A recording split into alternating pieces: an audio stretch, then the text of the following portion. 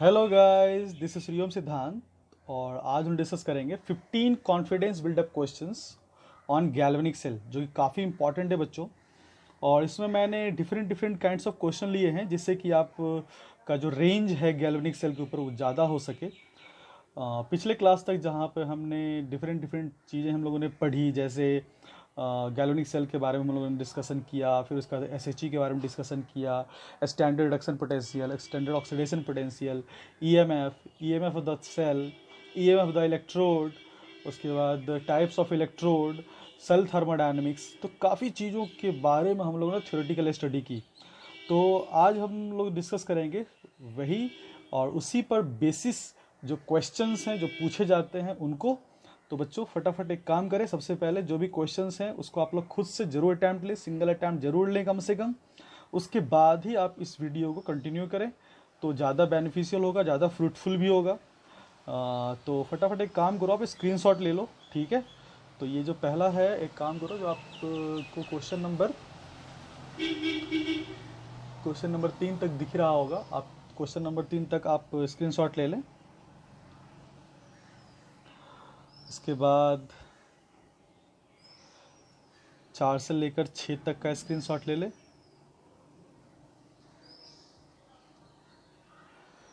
उसके बाद 7th number question का स्क्रीनशॉट ले लें बच्चों।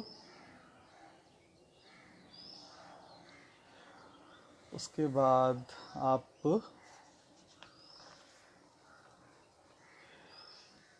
8th नंबर से लेकर आप स्क्रीनशॉट ले लें 10 नंबर तक का। तो 8th से 10th तक का आप स्क्रीनशॉट ले लें। उसके बाद 11th to 13 का स्क्रीनशॉट ले लें।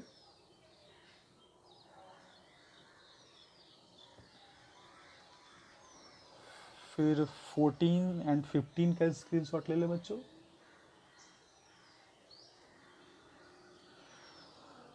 तो आई थिंक आप लोगों ने सारा स्क्रीनशॉट ले लिया होगा। तो अभी काम करता हूँ, मैं तो शुरू करता हूँ, और आप लोग पहले खुद से कॉन्फिडेंस के लिए, कॉन्फिडेंस बिल्डअप करने के लिए आप खुद से इसको बनाएं, क्योंकि खुद से बनाओगे तो आपको ये समझ में आएगा कि कहाँ पे कमी रह गई है। अगर आपसे बन जाता तो बहुत अच्छी बात है, और अगर नहीं बन पाता है तो ये ज़रूर देखें कि आखिर इतनी चीज़ें हम लोगों ने पढ़ी, उस पढ़े हुए चीज़ों में आखिर कहाँ पे लैकिंग हो रहा है, कहाँ पे क्या चीज़ छूट रहा है, वो चीज़ काफ़ी इंपॉर्टेंट होता है। और न्यूमेरिकल को सॉल्व करने का बच्चों तरीका भी यही है। तो काफ़ी बेसिक क्वेश्चन से मैंने इसमें शुरुआत किया है, और काफ़ी डिफरेंट डिफरेंट अप्रोचेज और different different aspects of questions in galvanic cell को हम लोगों ने डिस्कस किया है। तो शुरू करें आज का पहला क्वेश्चन।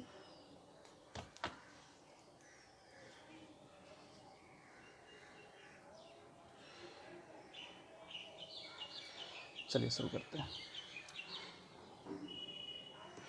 आज का फर्स्ट क्वेश्चन क्या कहता है, calculate EMF of the following cell given E naught, ये +2 से 0 दिया गया, यानी कि ये रिडक्शन पोटेंशियल है, and E naught S N session +2 का, ये ऑक्सीडेशन पोटेंशियल है।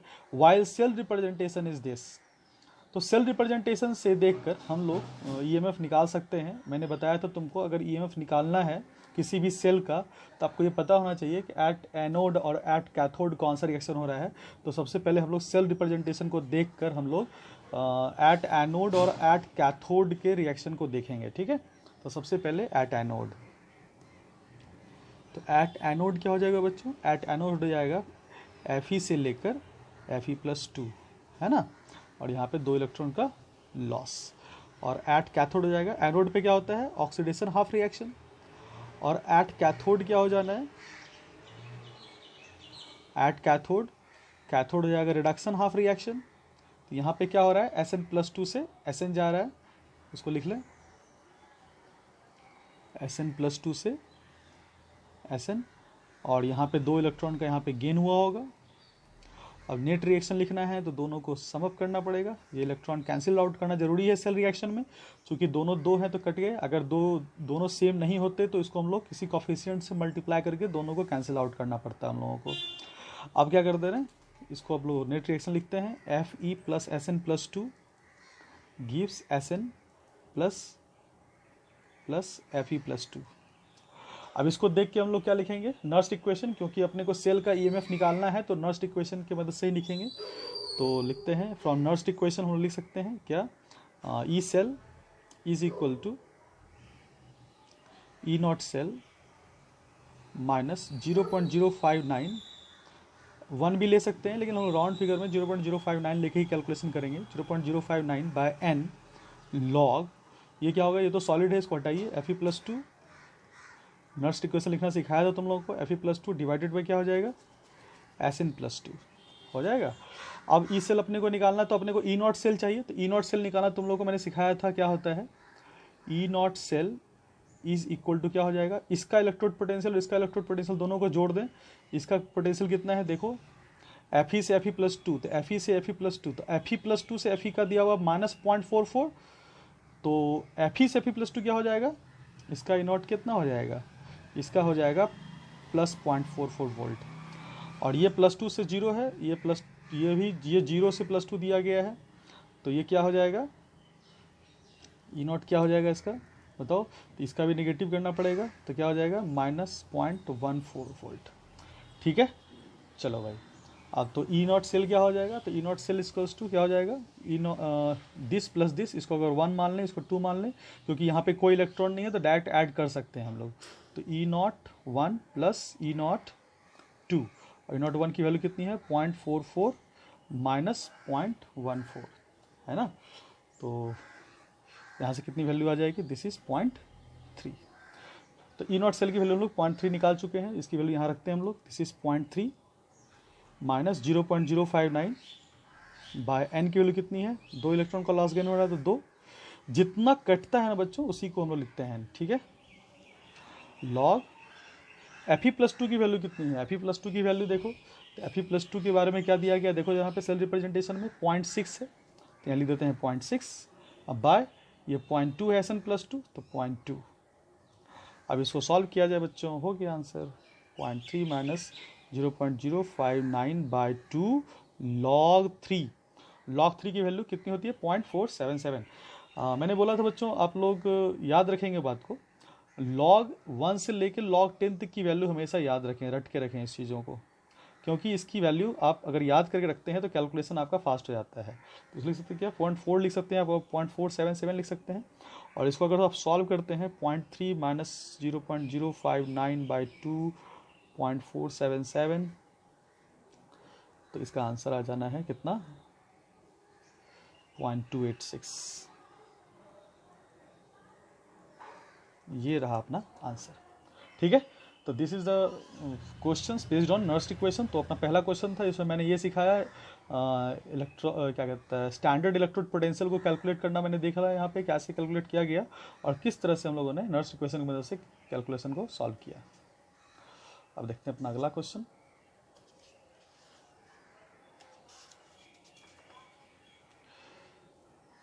सेकंड क्वेश्चन क्या कहता है, सेकंड क्वेश्चन कहता है बच्चों calculate the EMF of half cell. तो अभी जो पीछे जो क्वेश्चन डिस्कस किया था वो फुल सेल था, कंप्लीट सेल था, और अभी हम लोग डिस्कस करेंगे हाफ सेल के बारे में। तो मैंने कहा भी था तुम लोगों को किसी भी तरह के सेल का हम लोग कैलकुलेशन कर सकते हैं उसके ईएमएफ को, चाहे वो हाफ सेल हो चाहे वो कंप्लीट सेल हो, फुल सेल हो। तो अब यहाँ पे जो क्वेश्चन है वो हाफ सेल का, पीछे वाला जो क्वेश्चन 1 नंबर था वो कंप्लीट सेल का था। चलिए पहला लगाते हैं। तो ये अपना पहले लिखा जाए इसको, ये कौन सा हाफ सेल है, कौन सा इलेक्ट्रोड है, कौन सा रिएक्शन इसके ऊपर हो रहा है।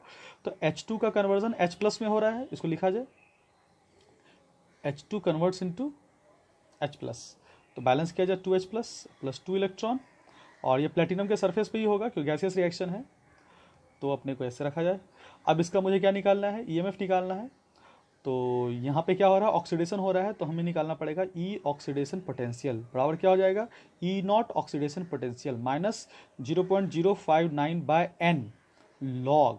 अब यहाँ पे क्या होगा H+ का स्क्वायर, क्योंकि कॉफिशिएंट को एक्सपोनेंट बना देते हैं, और पार्शियल प्रेशर ऑफ H2, क्योंकि जब गैस होता है पार्शियल प्रेशर, सॉल्यूशन होता है तो कंसंट्रेशन।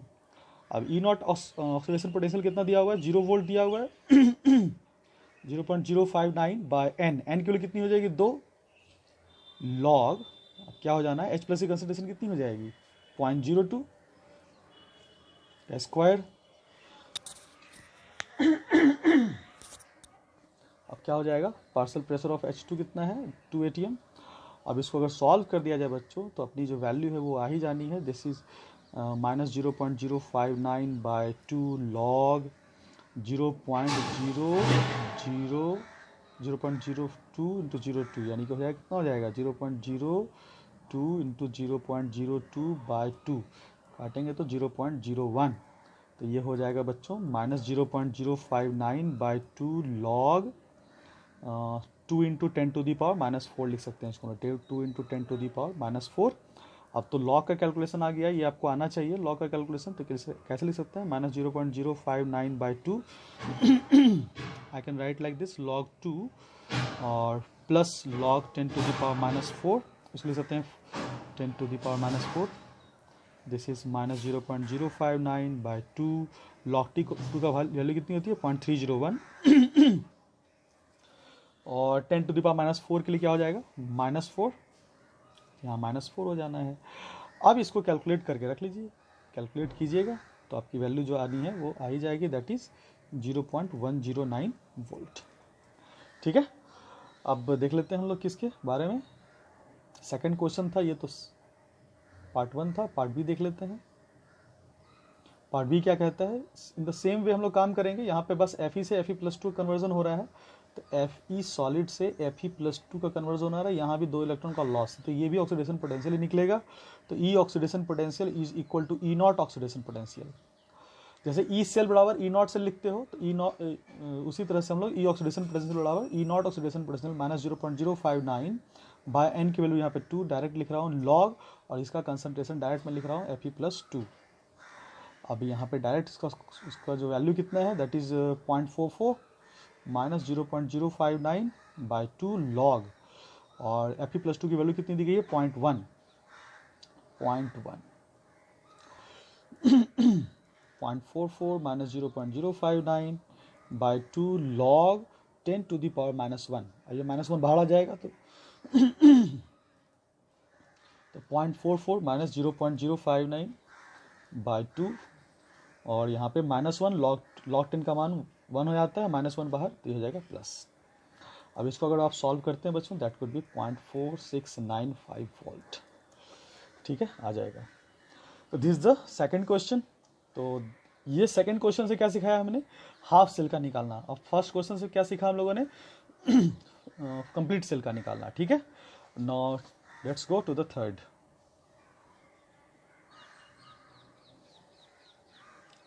थर्ड क्वेश्चन क्या कहता है, देखा जाए जरा ध्यान से। Third question, consider the reaction, reaction दिया हुआ है बच्चों, ये दिया हुआ reaction, the standard reduction potential of Ag plus से Ag और Cd+2 से Cd are this and this volt respectively, what is the standard EMF निकालना है, सेल का स्टैंडर्ड EMF निकालना है, यानी कि अपने को निकालना है E नॉट सेल। तो E naught cell is equals to क्या लिख सकते हैं हम लोग, E naught cathode minus E naught anode, लेकिन जब माइनस लिख रहे हैं तो रिडक्शन पोटेंशियल दोनों का लिखना होगा। तो कैथोड का रिडक्शन पोटेंशियल कितना है, देखो ये भी रिडक्शन पोटेंशियल है, ये भी रिडक्शन पोटेंशियल है।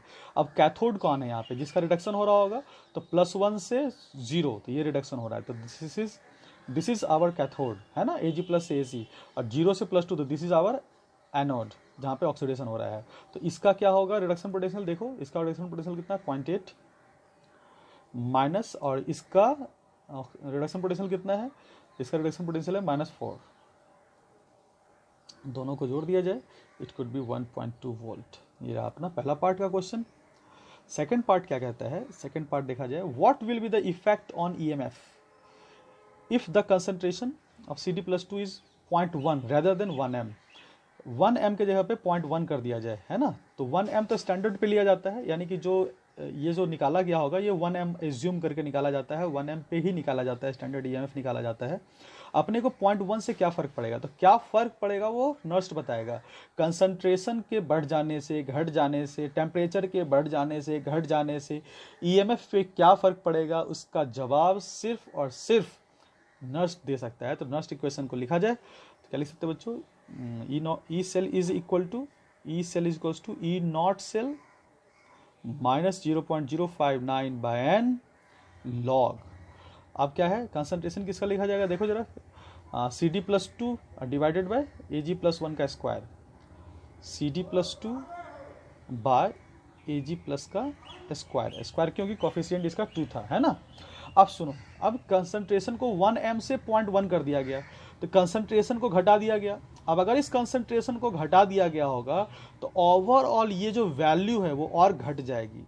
अगर ये ओवरऑल वैल्यू घट जाएगी तो ये जो ई नॉट सेल का मान है तो उसकी वैल्यू में जो रिडक्शन होगा वो काफ़ी कम हो जाएगा। तो जैसे रिडक्शन कम हो जाएगा तो ये जो वैल्यू इससे मिलने वाली है that will be more positive, क्योंकि ये वैल्यू पॉजिटिव है, ठीक है। तो अगर इसके कंसंट्रेशन को कम कर दिया जाएगा तो ई सेल का मान ज़्यादा पॉजिटिव आ जाएगा, क्योंकि ये पॉजिटिव है और ये वैल्यू नेगेटिव है। इसके घट जाने से ये घट जाएगा, ये घट जाएगा, तो नेट वैल्यू मोर पॉजिटिव। ये रहा अपना थर्ड क्वेश्चन। फोर्थ क्वेश्चन पे चले बच्चों। फोर्थ क्वेश्चन क्या कहता है?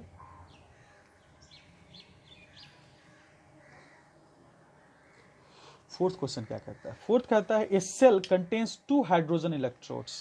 2 हाइड्रोजन इलेक्ट्रोड है, ठीक है। अब 2 हाइड्रोजन इलेक्ट्रोड है तो यहां से एक बात तो तय हो गया ना भाई, दोनों सेम इलेक्ट्रोड है। अब same electrode means concentration cell, तुम लोग को पढ़ाया था मैंने।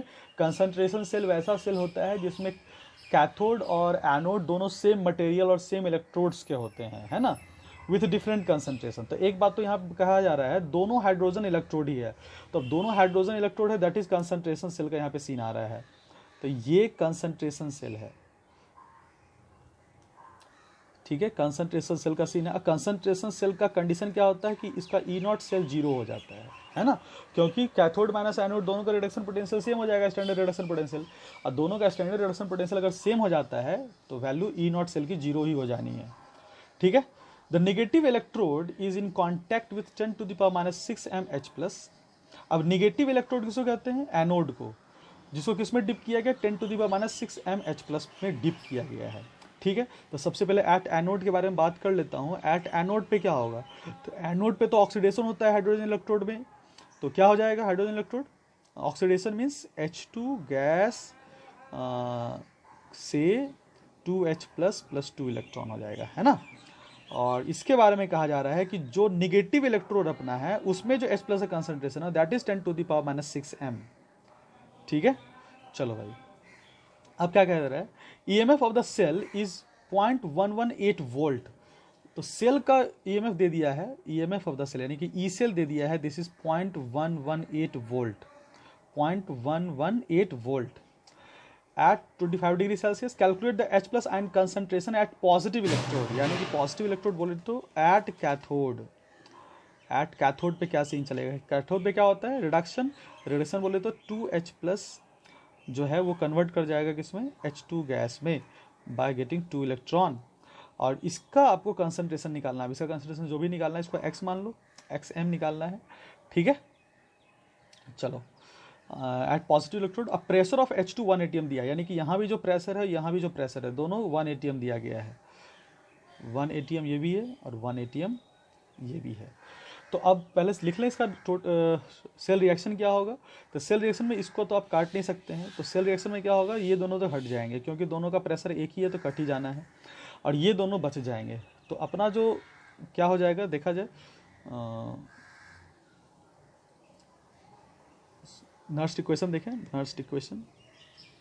तो नर्स्ट इक्वेशन क्या हो जाएगा?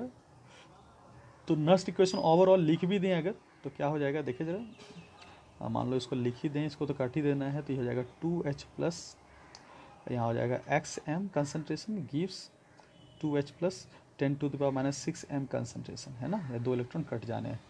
अब इसका हमको क्या लिखना है? नर्स्ट इक्वेशन तो हो जाएगा बच्चों E cell is equal to क्या हो जाएगा बच्चों? ई नॉट सेल, तो ई नॉट सेल तो 0 होना है, 0 माइनस 0.059 बाय एन फैक्टर कितना हो जाएगा? 2, 2 इलेक्ट्रॉन का लॉस गेन 2 लॉग। अब इसका स्क्वायर हो जाएगा, यानी कि 10⁻⁶ का स्क्वायर डिवाइडेड बाय x का स्क्वायर। अब इसको, अब ई सेल की वैल्यू तो अपने को दी गई थी ना 0.118, तो लिख दें यहाँ पे 0.118 volt, this is equals to -0.059 by 2 log 10⁻12 upon X square, है ना।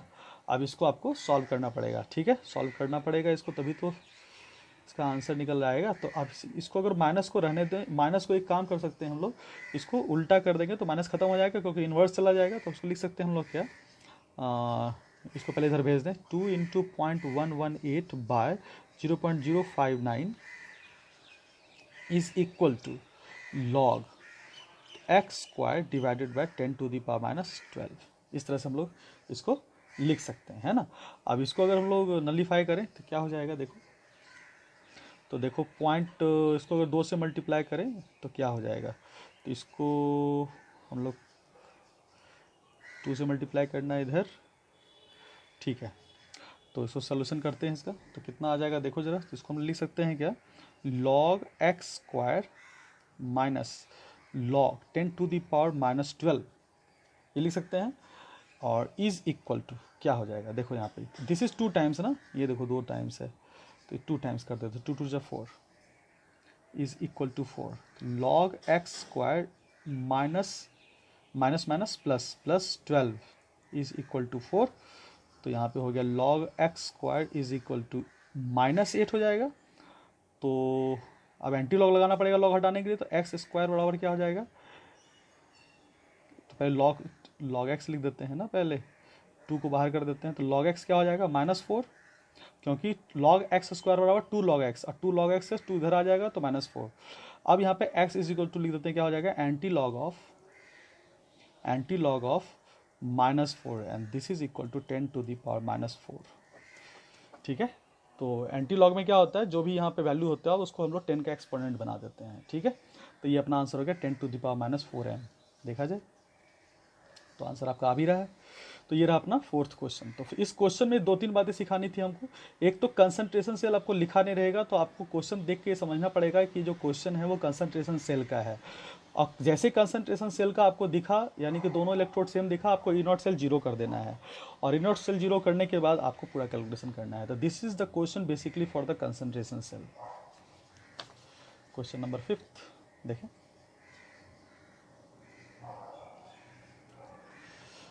फिफ्थ क्या है, calculate the equilibrium constant for the reaction. अब इस रिएक्शन का मुझे इक्विलिब्रियम कांस्टेंट निकालना है। अब जैसे इक्विलिब्रियम कांस्टेंट की बात होगी इस रिएक्शन के लिए, इसका मतलब यहाँ पे कौन सा 0 हो जाएगा, तो इक्विलिब्रियम कांस्टेंट पर, यानी कि इक्विलिब्रियम पर जो ई सेल होता है उसकी वैल्यू 0 हो जाती है। तो यहाँ पे जो कंसिडरेशन आपको करना है, ई सेल 0 करना है। तो कंसंट्रेशन सेल में E0 सेल 0 करते हैं, जबकि ई सेल में हम लोग इक्विलिब्रियम में हम लोग ई सेल को 0 कर देते हैं। तो हम लोग कह देते हैं, तो एट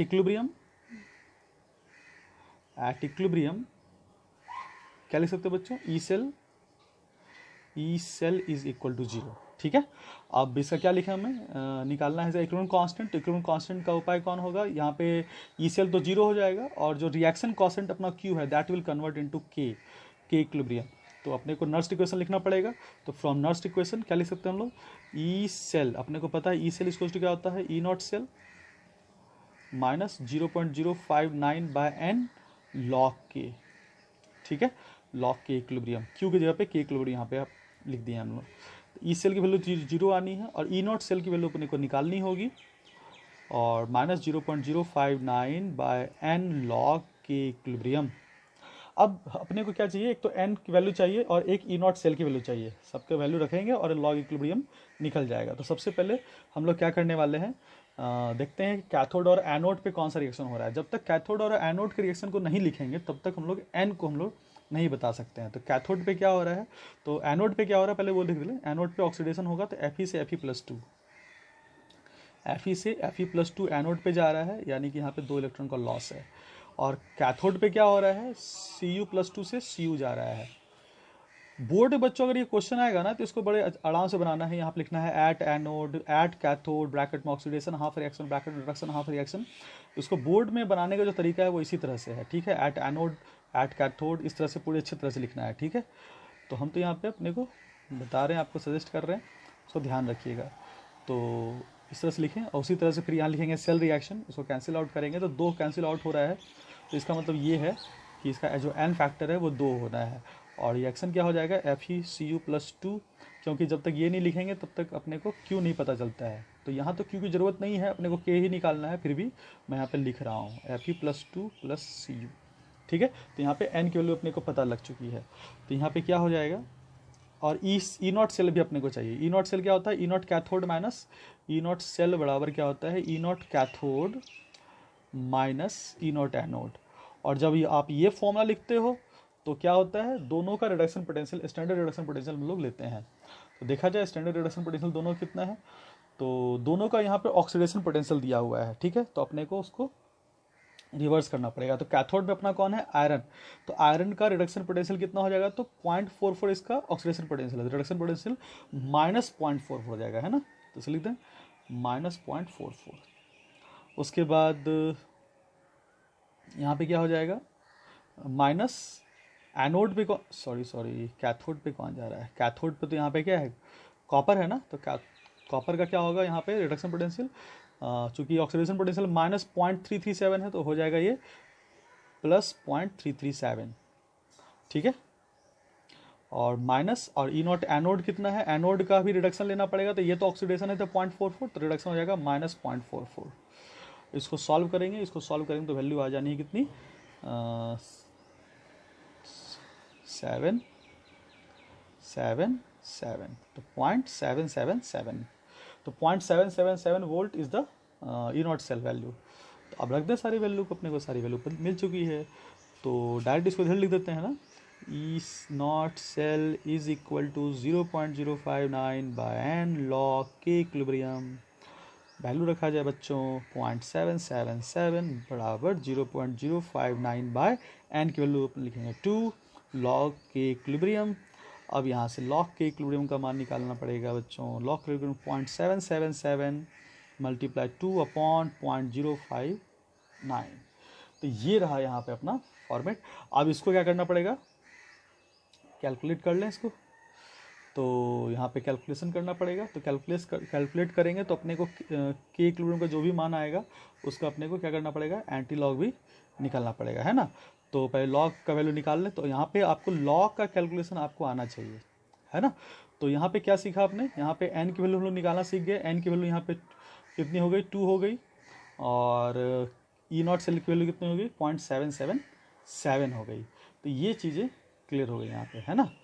चलो भाई, अब इसको सॉल्व करोगे तो इसको सॉल्व करने के बाद आपकी जो आंसर है वो कितने आ जाएंगे, कितना आंसर है भाई, हाँ इसको सॉल्व करने आपको तो आता होगा ना, इसको सॉल्व कर दें। तो एक काम करो, मैं कर देता हूँ 0.777 मल्टीप्लाई 2 बाय 0.059। तो इसकी जो वैल्यू हो जा रही है ये हो जा रही है 26.338, ये हो जा रहा है। और यानी कि अब लॉग के इक्विलिब्रियम का मान निकल चुका है आपको 26.338।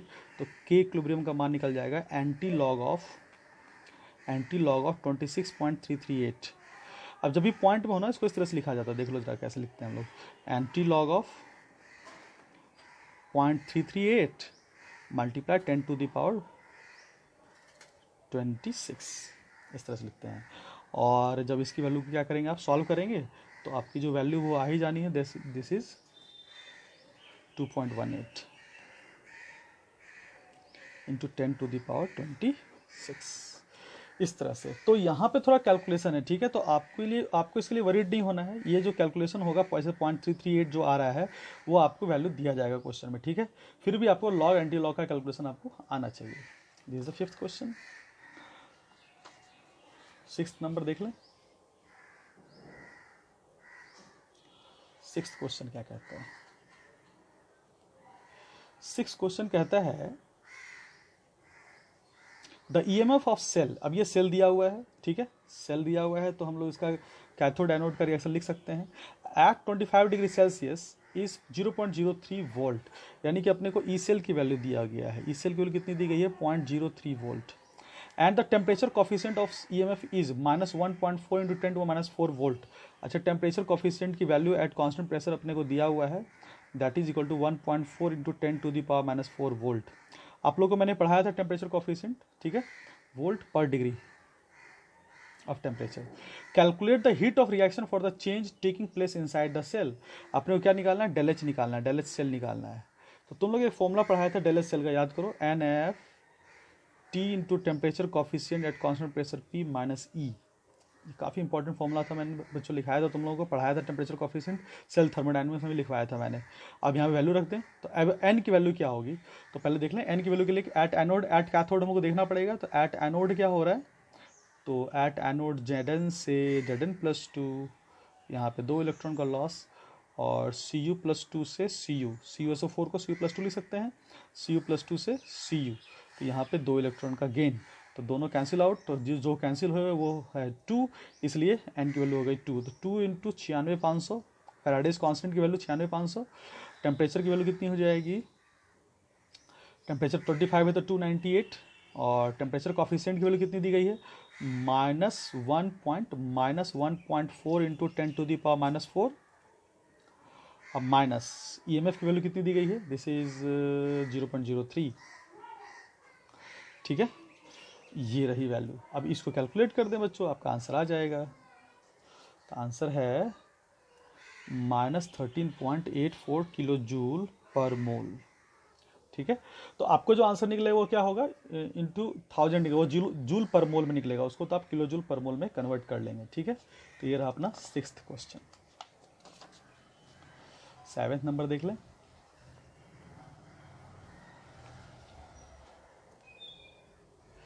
ई naught of some of the elements are given. देखिए कुछ कुछ सारे रिएक्शंस का ई नॉट दिया हुआ, देखो I2 से I माइनस रिडक्शन पोटेंशियल है ये, एम एन यहाँ पे कितना होगा +7, 4 टू 8 -1 7 हो जाएगा, 7 से +2 ये भी रिडक्शन पोटेंशियल है, ये भी रिडक्शन पोटेंशियल है, +3 से +2 ये भी रिडक्शन पोटेंशियल है, +4 से +2 ये भी रिडक्शन पोटेंशियल है। अपने को क्या निकालना है, select the strongest reductant and oxidant. और दूसरा क्वेश्चन है select weakest reductant and oxidant. एक क्वेश्चन और है इसमें, SN+4 2Fe+2 से SN+2 + 2Fe+3 is a spontaneous और नॉन स्पॉन्टेनियस, इसके बारे में बात करना है। तो 1 बाय 1 शुरू करते हैं। सबसे पहले क्वेश्चन नंबर ए, अगर मुझे निकालना हो क्या स्ट्रॉन्गेस्ट रिडक्टेंट, तो उसके बारे में पहले बताता हूं तुम लोगों को। फॉर, काफी अच्छा क्वेश्चन बच्चों, स्ट्रॉन्गेस्ट रिडक्टेंट, अगर स्ट्रॉन्गेस्ट रिडक्टेंट निकालना है इसका मतलब क्या होता है, मोर टेंडेंसी, लिखिएगा इसको, मोर टेंडेंसी ऑफ ऑक्सीडेशन। ऑक्सीडेशन की टेंडेंसी जिसकी ज़्यादा होती है उसको स्ट्रॉन्गेस्ट रिडक्टेंट कहते हैं, ठीक है। अब इसकी टेंडेंसी किसकी ज़्यादा होगी ऑक्सीडेशन करने की, जिसका ऑक्सीडेशन पोटेंशियल ज़्यादा होगा, that is higher value of E naught oxidation potential. लेकिन अपने को दिया हुआ है सारे का रिडक्शन पोटेंशियल, तो that is lower value of standard reduction potential. अब जिसका स्टैंडर्ड रिडक्शन पोटेंशियल की वैल्यू जितनी कम होगी वह उतना ही स्ट्रॉन्गेस्ट रिडक्टेंट के रूप में काम करेगा। तो सबसे कम रिडक्शन पोटेंशियल किसका है, देखो जरा, तो ये देखो 0.54 है, और ये 1.52 है, ये 0.77 है, ये 0.1। तो ये जो रिएक्शन है इस रिएक्शन का रिडक्शन पोटेंशियल सबसे कम है। तो एक बात तो पता चल गया कि इसी रिएक्शन में अपना स्ट्रॉन्गेस्ट रिडक्टेंट होगा कोई। तो देखते हैं ये अब रिएक्शन कौन मिल चुका है, मिनिमम वाला, SN+4 + 2 इलेक्ट्रॉन गिव्स क्या हो जाएगा बच्चों, SN+2। अब देखो ये अपना कौन सा फॉर्म है, ये अपना ऑक्सीडाइज्ड फॉर्म है, और ये अपना कौन सा फॉर्म है, रिड्यूस्ड फॉर्म है। तो रिडक्टेंट कौन होगा, जिसको ऑक्सीडेशन करने टेंडेंसी है, तो ऑक्सीडेशन टेंडेंसी इसकी होगी कि इसकी होगी, SN+4 इसमें जाके ऑक्सीडाइज कर रहा है या SN+2 ऑक्सीडाइज करके इसमें जा रहा है। तो यहाँ पे जिसका कम ऑक्सीडेशन नंबर होता है भाई उसी का ना ऑक्सीडेशन हो पाएगा। तो यहाँ पे SN+2 जो है वो अपना स्ट्रॉन्गेस्ट क्या है, रिडक्टेंट है, क्योंकि इसके ऑक्सीडेशन के चांसेस सबसे ज़्यादा हैं। तो हम लोग यहाँ पे लिख सकते हैं क्या, that is SN+2 is strongest reductant, याद रखिएगा। एक बात और, तुमको यहाँ पे एक बात और समझा दूं, जिस पेयर में अगर एक का पता चल गया कि ये स्ट्रॉन्गेस्ट रिडक्टेंट होगा तो दूसरा वाला वीकेस्ट ऑक्सीडेंट कहलाएगा। याद रखेंगे, फिर से बोल रहा हूँ, अगर कोई एक पेयर आपको मिल चुका है Sn+4 Sn+2 और ये पता चल चुका है कि ये एक स्ट्रॉन्गेस्ट रिडक्टेंट है, तो ये जो होगा ये वीकेस्ट ऑक्सीडेंट कहलाएगा। इसको मैं लिख देता हूँ, स्ट्रॉन्गर, इसको नोट करके लिख देता हूँ मैं, stronger is oxidant, weaker is क्या हो जाएगा, कंजुगेट रिडक्टेंट, जो सा कंजुगेट होगा, कंजुगेट रिडक्टेंट, कंजुगेट रिडक्टेंट, और वाइसे वर्सा। ठीक है, ये चीज आप याद रखेंगे, काफी इंपॉर्टेंट पॉइंट है ये।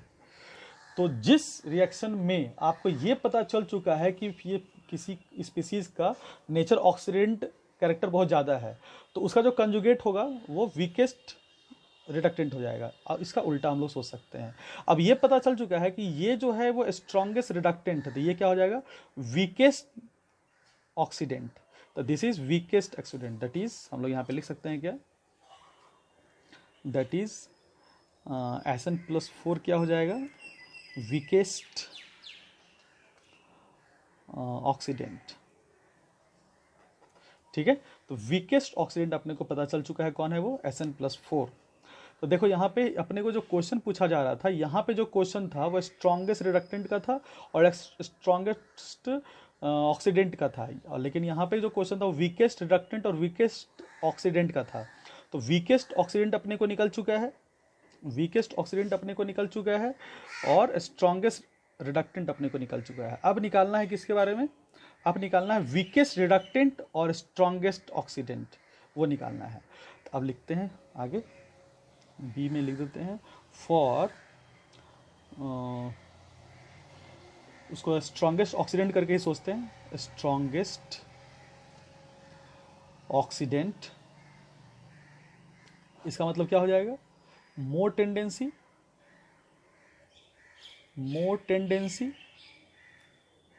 Of reduction, more tendency of reduction. ठीक है बच्चों, that is higher value of, तो रिडक्शन की टेंडेंसी ज़्यादा होगी तो higher value of reduction potential, E naught reduction potential. आपने को तो रिडक्शन पोटेंशियल ही दिया था, जिसकी ज़्यादा वैल्यू होगी रिडक्शन पोटेंशियल की वही होगा स्ट्रॉन्गेस्ट रिडक्टेंट, यानी कि उसी में होगा आपका स्ट्रॉन्गेस्ट ऑक्सीडेंट, है ना। तो सबसे ज़्यादा किसकी वैल्यू देखो, 0.54, 1.52, 0.77, 0.1, तो सबसे बड़ी वैल्यू कहाँ आ रही है आपको, MnO4 की। तो ये तो पता चल चुका है कि रिएक्शन अपना कौन है, MnO4 minus plus 8H plus 5 electron gives Mn+2 plus 4H2O। अब इसमें क्या है, इसमें ऑक्सीडेशन नंबर कितना है मैग्नीज का, +7, इसमें कितना है, +2। तो जिसका क्या होगा, ऑक्सीडेशन नंबर कम होगा, तो वही तो जाके ऑक्सीडाइज करेगा। तो दिस इज स्ट्रॉन्गेस्ट ऑक्सीडेंट, तो दिस इज स्ट्रॉन्गेस्ट ऑक्सीडेंट। तो अपना स्ट्रॉन्गेस्ट ऑक्सीडेंट कौन हो जाएगा,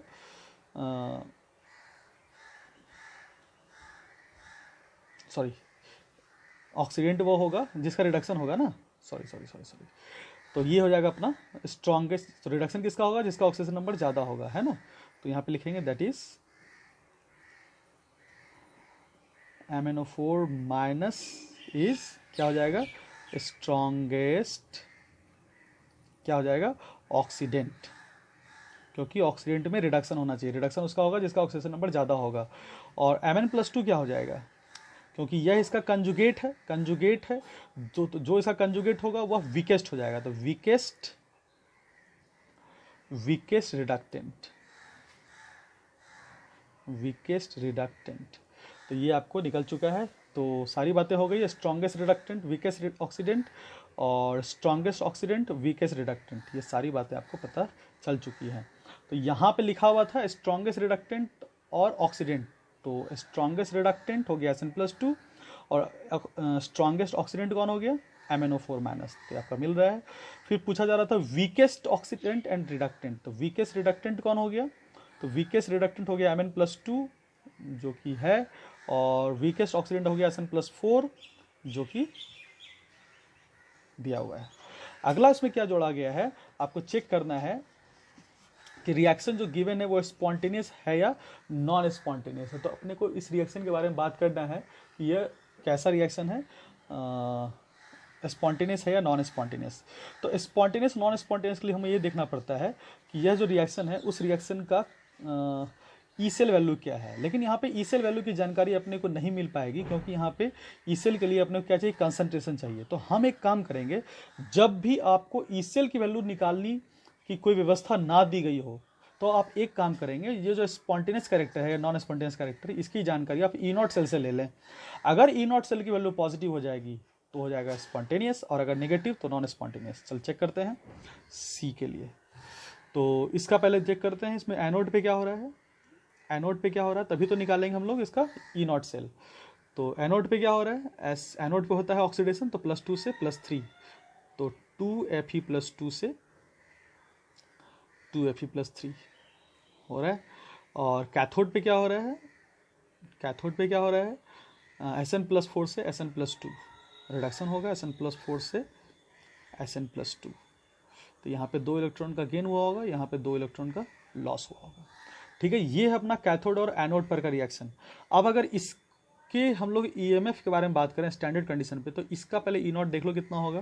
तो Fe+2 से Fe+3 का कितना वैल्यू दिया गया देखो जरा। तो Fe+3 से Fe+2 का दिया हुआ 0.77, तो Fe+2 से Fe+3 इसका माइनस हो जाएगा, -0.77 वोल्ट। और इसका ई नॉट कितना हो जाएगा, +4 से +2, तो +4 से +2 का कितना दिया गया है, 0.1 वोल्ट प्लस में। तो चूंकि इसका सेल रिएक्शन देखें तो 2 कट जाना है, तो सेल रिएक्शन में कोई भी इलेक्ट्रॉन नहीं मिलेगा। देखा जाए 2Fe+2 + Sn+4 gives Sn+2 + 2Fe+3।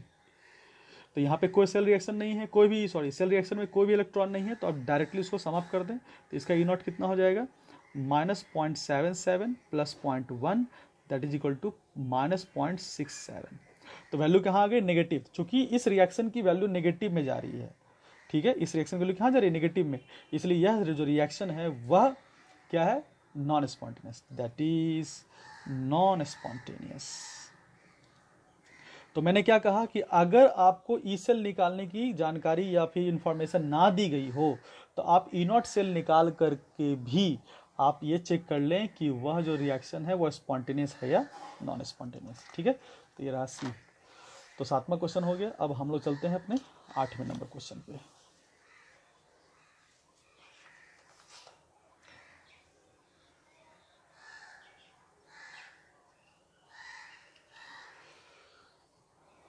तो 8वां नंबर क्वेश्चन देखा जाए, कहता है क्या है, the standard oxidation potential of Ni से Na+2 इलेक्ट्रोड इज 0.236 वोल्ट। इसका हम लोग लिख दें, स्टैंडर्ड दिया हुआ यानी कि ई नॉट दिया हुआ बच्चों Ni से Na+2 and this is equals to 0.236 volt. If this is combined with a hydrogen electrode in acid solution at what pH of the solution will be measured EMF be 0। कहा जा रहा है कि इसका EMF 0 है। तो पूरे सेल का अगर EMF 0 है, तो सबसे पहले हाइड्रोजन को जो यहाँ पे क्या किया जा रहा है, इलेक्ट्रोड के रूप में इस्तेमाल किया जा रहा है। तो इसका स्टैंडर्ड कंडीशन पे तो अपने को पता ही है कि इसका जो रिडक्शन पोटेंशियल है वो क्या होता है, 0 वोल्ट। अब देखो इसका जो ये ऑक्सीडेशन पोटेंशियल है, ये रिडक्शन पोटेंशियल है, तो दोनों के रिडक्शन पोटेंशियल कंपेयर करो, that is E not Ni+2 से Ni क्या हो जाएगा, देखो तो हो जाएगा -0.236 वोल्ट। अब देखो इसकी वैल्यू क्या है, कम है, इसकी वैल्यू क्या है, ज़्यादा, यानी कि इसका रिडक्शन पोटेंशियल का मान, स्टैंडर्ड रिडक्शन पोटेंशियल का मान कम है और इसका स्टैंडर्ड रिडक्शन पोटेंशियल का मान ज़्यादा है। तो जिसका स्टैंडर्ड रिडक्शन पोटेंशियल का मान कम होता है वह एनोड के जैसा बिहेव करता है, और जिसका ज़्यादा होता है वह कैथोड के जैसा बिहेव करेगा। तो अब यहाँ से हम लोग क्या एक काम कर सकते हैं, क्या सेल रिएक्शन लिख सकते हैं। तो एट एनोड क्या हो जाएगा, तो एनोड पे कौन सा रिएक्शन होगा, तो एनोड पे क्या होगा, ऑक्सीडेशन किसका हो जाएगा, निकेल का। तो निकेल के लिए निकेल सॉलिड से जाओ, निकेल +2 में 2 इलेक्ट्रॉन को लॉस करो। ठीक है, और एट कैथोड क्या हो जाना है, एट कैथोड में क्या हो जाएगा, कैथोड पे हो जाएगा रिडक्शन, तो ये H+ का जाएगा। तो H+ 2H++ 2 electron gives H2 gas. तो ये अपना नेट रिएक्शन यहाँ पे जाएगा, कट जाएगा, Ni solid + 2H+ gives Ni+2 + H2 gas, ये रहा। तो ये अपना सेल रिएक्शन हो गया। अब इसी सेल रिएक्शन का मुझे क्या निकालना है बताओ, इसी सेल रिएक्शन के मदद से मुझे निकालना है कि बताइए इसका पीएच क्या होगा जब ये 0 वोल्ट प्रोड्यूस कर रहा है इसका सेल। अगर ये सेल 0 वोल्ट प्रोड्यूस कर रहा है मतलब ये इक्विलिब्रियम में चला गया ना, ठीक है, चलो कोई बात नहीं है। हम लोग को दिया गया है, हम लोग नर्स इक्वेशन से लिख सकते हैं, E cell equals to E naught cell minus 0.059 by N की वैल्यू कितनी हो जाएगी 2 लॉग। अब इसको लिख सकते हैं हम लोग क्या, N I plus 2 partial pressure of H2 gas by, यहाँ पे क्या होगा एन आई सॉलिड, तो उसको लिखने की जरूरत नहीं, यहाँ पे क्या होगा 2H प्लस यानी कि H प्लस का कंसंट्रेशन का स्क्वायर। अब यहाँ पे क्या आ रहा है पार्शियल प्रेशर ऑफ H2 है ना। अब देखो आगे देखें, ई सेल की वैल्यू कितनी दी गई है 0, ये कितना हो जाएगा E naught cell minus reduction potential minus 0.236 ना, तो माइनस 0.236 नहीं ई नॉट तो निकालना पड़ेगा ना, ये तो दिया हुआ है सिर्फ निकल का दिया है, तो ई नॉट सेल निकालना है बच्चों। तो लिखेंगे E naught cathode minus E naught anode, और कैथोड पे अपना कौन है हाइड्रोजन तो 0, माइनस एनोड पे कौन है निकल, तो minus 0.236 volt, this is 0.236 volt, तो ये हो जाएगा 0.236 वोल्ट, नेगेटिव नहीं होगा, तो 0.36 वोल्ट हो जाएगा माइनस 0.059 बाय 1 सॉरी बाय 2, वॉल लिखने की जरूरत नहीं है, ठीक है कैलकुलेशन के लिए। तो और Na+2 का कंसंट्रेशन अपने को दिया है, देखो लिखा हुआ है एज्यूम Na+2 1m दिया हुआ है। अब ये दिया पार्शियल प्रेशर ऑफ H2 दिया हुआ है नहीं दिया हुआ है, तो एक बात सुनो ध्यान से, जब भी पार्शियल प्रेशर या फिर प्रेशर नहीं दिया हो ना तो आप उसको 1 ले सकते हैं, ठीक है, आप स्टैंडर्ड पे मान सकते हैं, तो इसको भी आप 1 मान लें बाय H प्लस से कितना ले लेंगे, H प्लस का कंसंट्रेशन तो अपने को नहीं दिया है तो इसको स्क्वायर। अब देखो ध्यान से जरा यहाँ पे इसको कैसे लिख सकते हैं हम लोग, देखो जरा इसको लिख सकते हैं हम लोग क्या 0.236 इज इक्वल टू लिख सकते हैं 0.059 बाय 2 लॉग, अगर H प्लस का स्क्वायर को ऊपर कर दें तो ये हो जाएगा माइनस आगे हो जाएगा, ठीक है। तुमको पता होगा चूँकि पीएच इक्वल्स टू क्या होता है माइनस लॉग H प्लस होता है, ठीक है। अब इसी फॉर्मेट में हम लोग लाने की कोशिश करते हैं, देखते हैं, तो इसको लिख सकते हैं हम लोग क्या, देखो जरा माइनस लॉग H प्लस का स्क्वायर इज इक्वल टू क्या हो जाएगा, तो इसको 2 को इधर जाएंगे तो 0.236 इंटू 2 बाय 0.059 है ना, और ये 2 तो बाहर जाएगा तो ये भी नीचे आ जाएगा, ठीक है। तो ये 2 जो होगा एक्सपोनेंट है, तो एक्सपोनेंट है तो लॉग में आगे चला जाता है, आगे चला जाएगा फिर डिवाइड होगा, डिवाइड से कट जाएगा, तो इसको हटा दीजिए, तो minus log H plus is equals to P H, तो P H is equals to क्या हो गया 0.236 बाय 0.059, इसको देखिए डिवाइड कीजिएगा तो आंसर आपका कितना है 4, वो आ ही जाएगा, ठीक है बच्चों। तो ये क्वेश्चन था किसका, पीएच निकालने का। तो पीएच निकालने के लिए कभी भी एक काम जनरली लोग करते हैं वो क्या है, पहले H प्लस निकालते हैं फिर लॉग करते हैं, ऐसा कोई जरूरत नहीं है। अब डायरेक्ट यहाँ पे माइनस लॉग H प्लस का फॉर्मेट ले आइए और डायरेक्ट आप माइनस लॉग H प्लस की जगह पे पीएच लगाइए, आंसर निकालिए, ठीक है। This is question number 8। अब है क्वेश्चन नंबर 9। क्वेश्चन नंबर 9 देखा जाए बच्चों,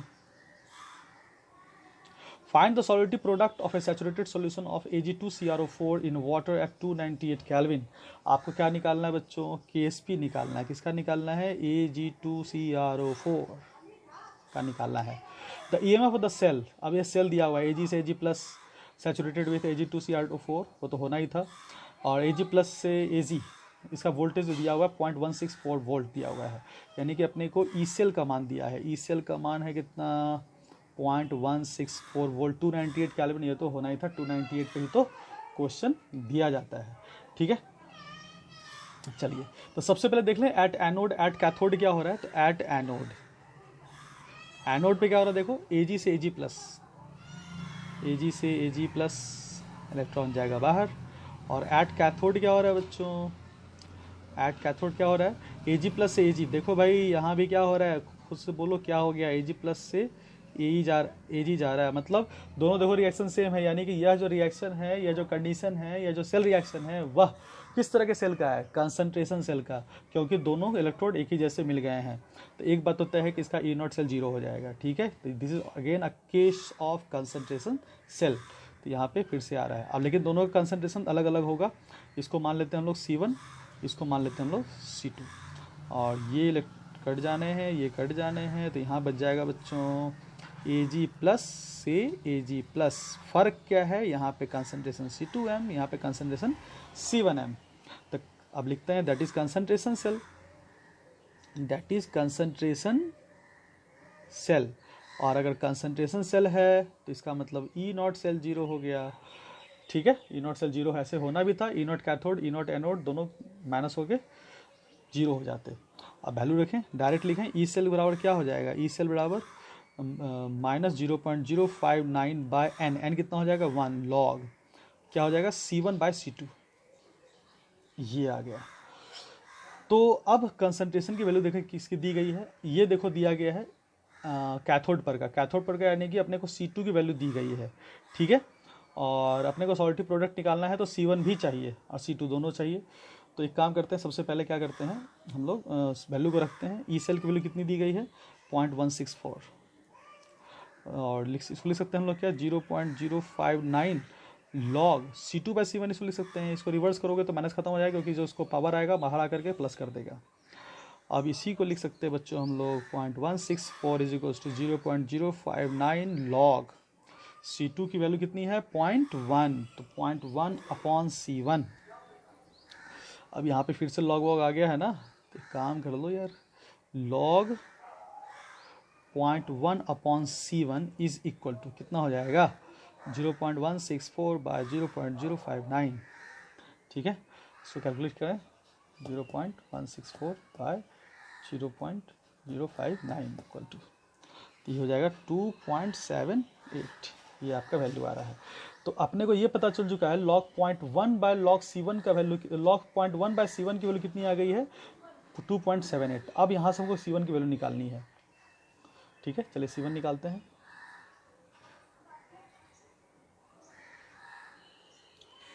तो इसको लिख सकते हैं पॉइंट एंटी लॉग लगा दें, 0.1 bye C1 is equal to क्या लिख सकते हैं हम लोग एंटी लॉग ऑफ क्या लिख सकते हैं हम लोग 2.78। तो 2.78 का क्या करेंगे हम लोग एंटी लॉग, तो इसका लाइन निकाल लेते हैं 2.7 का एंटी लॉग 78 का 2.78 एंटी लॉग यानी कि 10 का पावर हो जाएगा। तो 2.78 का एंटी लॉग निकालने का मतलब आप क्या कीजिएगा ना 10 टू दी पावर 2.78 हो जाता है। ठीक है, इसका आंसर मैंने इसी तरह से कैलकुलेट किया है, तो दिस इज 602.55। तो यहाँ से C1 निकालें, इसलिए C1 वैल्यू क्या हो जाएगी C1 इज इक्वल टू क्या हो जाएगा, इधर जाके इधर आएगा 0.1 बाय 602.55। इसको कैलकुलेट कर ले 0.1 बाय 602.55, इसका आंसर आ जा रहा है बच्चों 1.66 into 10 to the power minus 4m। तो एक बात तो पता चल चुका है कि C1 की वैल्यू यहाँ पे क्या हो जाएगी। ठीक है, अब निकालना अपने को KSP। Now KSP of Ag2CrO4 था, क्या था Ag2CrO4 का ही तो निकालना है। ठीक है, चलो तो ये क्या हो जाएगा, तो इसको अगर रिएक्शन तोड़ोगे तो क्या हो जाएगा, पहले इसको देखो इसका इक्विलिब्रिया कैसा होता है। Ag2CrO4 को ब्रेक करो, हो जाएगा 2Ag प्लस CrO4 माइनस 2। तो इसका जो KSP हो जाएगा बच्चों दैट कुड बी Ag का कंसंट्रेशन का square multiplied by CrO4 minus 2।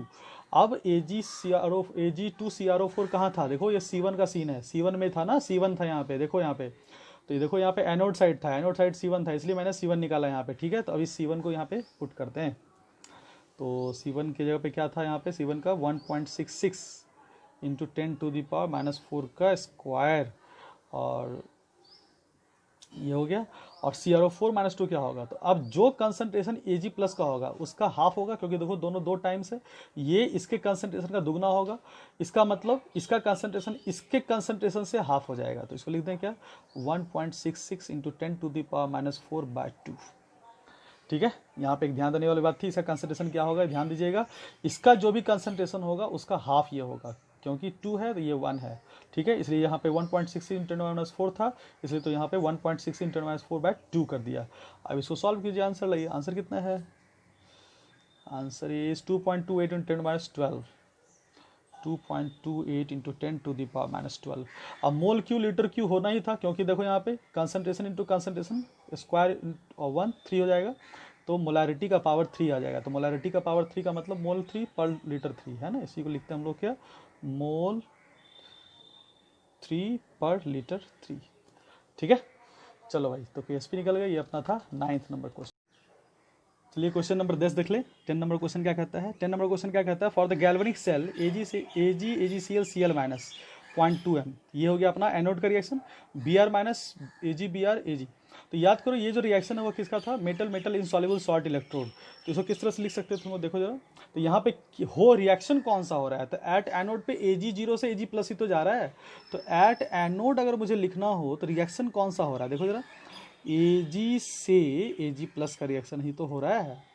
ठीक है, और यहाँ पे एक इलेक्ट्रॉन का लॉस। और यहाँ पे क्या हो रहा है देखो जरा, Br माइनस AgBr, तो AgBr से Ag, यहाँ पे भी +1 से 0, तो यहाँ पे भी क्या हो रहा है? Ag से Ag प्लस से Ag हो रहा है। देखो अगेन एक तरह का कंसंट्रेशन सेल जैसा सीन बन रहा है।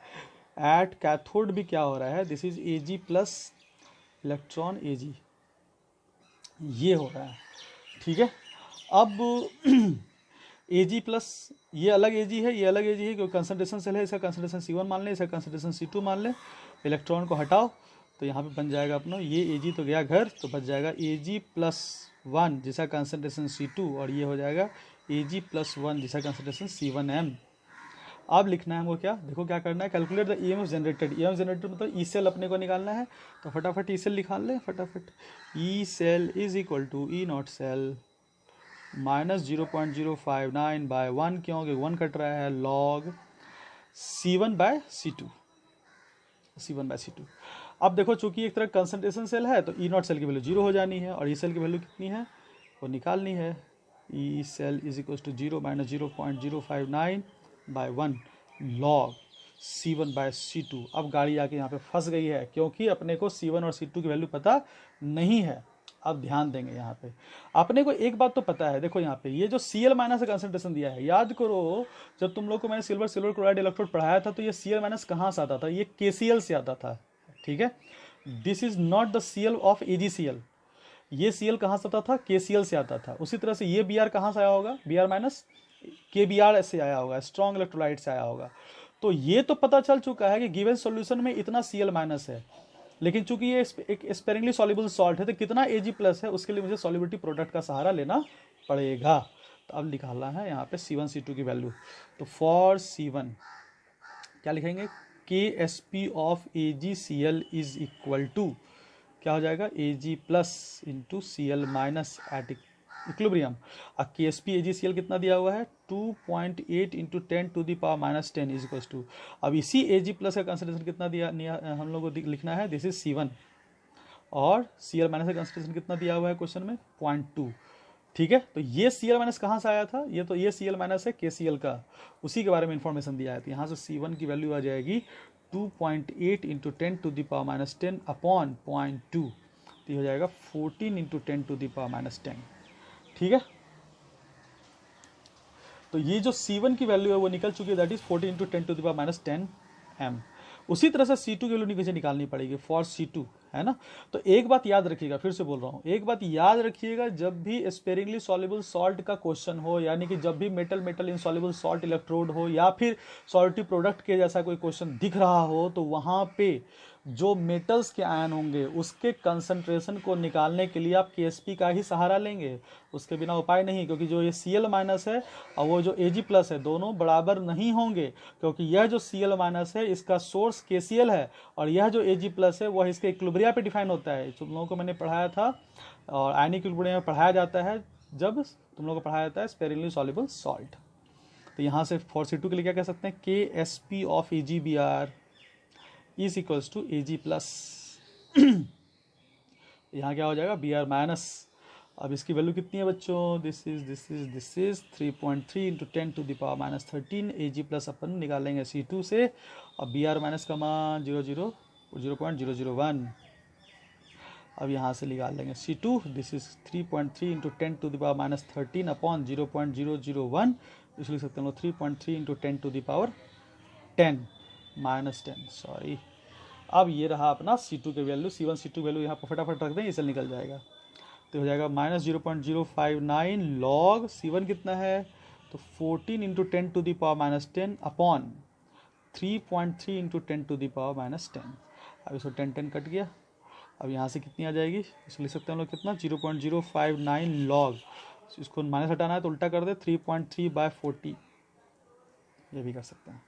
ठीक है, तो अब इसका कैलकुलेशन कर लें, इसको कैलकुलेशन करोगे तो 3.3/14 को हम लोग पहले कैलकुलेट कर लें, 3.3/14 की वैल्यू कितनी आएगी, और उसके बाद हम लोग इसका लॉग निकालेंगे, लॉग वैल्यू। तो 3.3 डिवाइडेड बाय 14 इसका लॉग, और मल्टीप्लाई भी करना है ना 0.059, तो इसका जो आंसर आ जाना है वो क्या है, this is -0.037।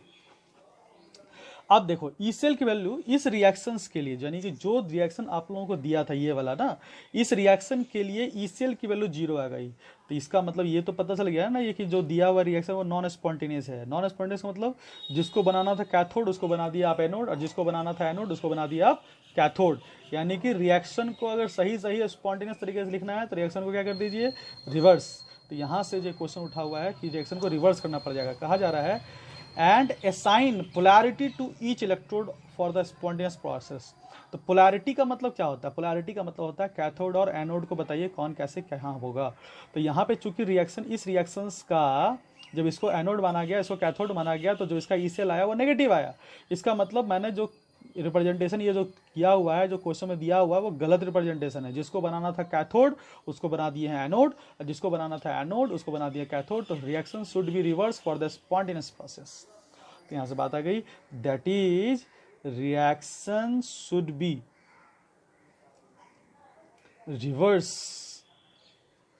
REVERS, reverse for spontaneous process. तो जब भी पोलैरिटी वाली बात हो ना, तो उसका मतलब हो रहा है कौन सा कैथोड कौन सा एनोड। तो यहाँ पे जो भी कैथोड एनोड मैंने माना था वो गलत था, उल्टा था, क्योंकि जो ई सेल आया वो नेगेटिव आ गया। तो अगर ई सेल पॉजिटिव आता तभी हम लोग मानते कि गिवन रिएक्शन स्पॉन्टेनियस है। Spontaneous process, reverse for spontaneous process. ये हो गया अपना 10th नंबर क्वेश्चन। अब देखते हैं क्वेश्चन नंबर 11।